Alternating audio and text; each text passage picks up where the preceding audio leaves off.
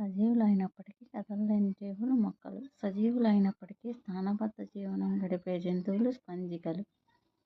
సజీవులు చలించే విధానం: మనిషి నడవడం, పరిగెత్తడం, ఈగ ఎగరడం, గడ్డి చిలుక ఎగరడం, కప్ప గెంతడం, పాము ప్రాకడం, పక్షి ఎగరడం, చేప ఈదడం. మొక్క చలనం ఉండదు. Tadpole larva ఈదడం. సజీవులకి మరియు నిర్జీవులకి మధ్య వారధులు వైరస్లు. మొక్కలు స్రవించే చిగురు నిజానికి విసర్జక పదార్థం కాదు.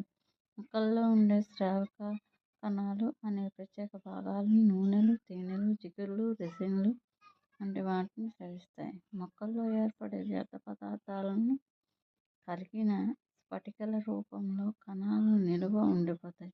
ఇవి బయటకు వెలువడవు. మొక్కలకు కూడా ప్రాణం ఉంటుందని, అవి కూడా ప్రతిస్పందిస్తాయని నిరూపించిన భారతీయ శాస్త్రవేత్త జగదీష్ చంద్రబోస్ కనుగొన్న పరికరం ఆక్సినోమీటర్.